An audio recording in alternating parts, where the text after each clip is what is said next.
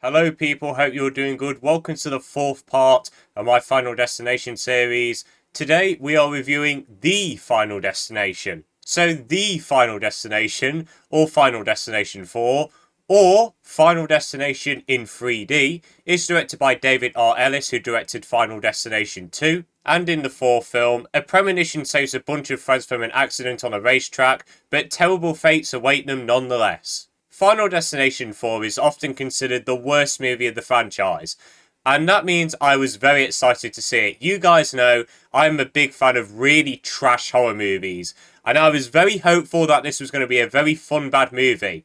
And I'm happy to say that it is. The Final Destination is so bad it's good. I absolutely had a blast with this film, even though nothing about it worked. This film was released at a time where every single movie studio was obsessed with 3D. 3D in that movie, 3D in this movie. Doesn't matter if it's a $500,000 drama with no action, you bet you it's going to have 3D showings. Now, I've never been a massive fan of 3D. I do think it looks pretty cool in some films like Avatar, even though I'm not the biggest fan of those films.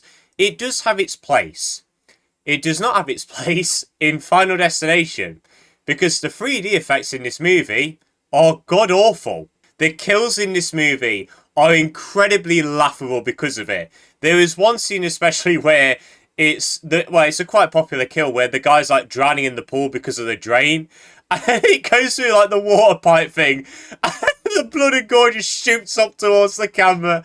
It looked absolutely terrible, and I loved it. And one of my personal favourite moments of the franchise is, of course, the cinema kill. I mean, this scene has been memed to death, but it is still incredibly funny. I was laughing my ass off when I watched that moment. The biggest issue with this film, though, is that the kills just happen. And it does still have the thing which I like, where one thing leads to another and it doesn't mean to happen. Well, it looks like it doesn't mean to happen. But with this, it's just the most random things that come out of nowhere. The first kill especially was a great example of this. The one where the woman's in the hairdressers, where it looks like, oh, this is going to happen inside the hairdressers, but it doesn't happen. So I'm like, okay, where's the kill going to come from? And then all of a sudden, a lawnmower just goes over a stone and it flies into her head. I'm like, oh, okay, that was kind of random. You see what I mean? Like, it just happens. There's no, like, real rhyme or reason. What also doesn't really help the kills is the acting and the reactions towards them. No offence to the actors in this movie, I'm sure they're really lovely people, and I really do hope they went on to have really good careers after this. But the acting in this movie was god-awful. Alright, boys, come on. Let's go! Get in the car! I've got my eye on you two. Everyone is so dry, flat, lifeless. It's like nobody wanted to be there. There's this main romance between two characters. They have zero chemistry. It also doesn't help that the characters are given the most cliche teenage personalities ever. The main guy is a sweet guy who protects his girl. The girl is his girlfriend. She has a friend that's a girl who's a bit quirky. And then we have the guy who just wants to have sex with everyone. He's a real creep. Like, it's the most cliche personalities you could give to teenage characters. The film is also directed so flat and basic.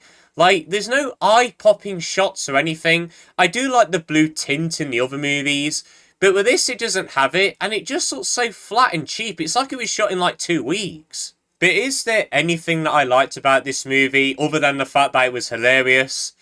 I mean, I think the opening and closing credits were pretty cool, how it's like an x-ray scan and you see like the detail of how their bodies get damaged and crushed. I mean, that was kind of cool. The music's really terrible though, it's really hard rock music, which is something that I notice in a lot of like 2000s horror movies.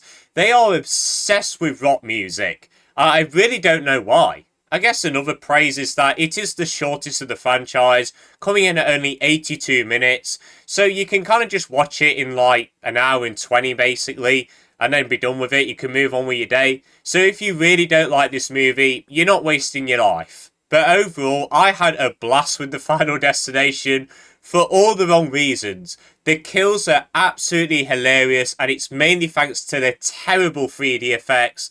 The acting is bland and flat. It's shot flat as well. This movie was just absolutely hilarious. I had a blast with it. And you know what? If I want a bad movie night, I think I'll whip this on. I had a great time with the Final Destination despite it being terrible, but I've got to be realistic. It is going to receive a 1.5 out of 10. And people, that is the end of my review for The Final Destination. If you have seen this movie, do let me know what you thought of it in the comments. Have a good day, guys, and see you later.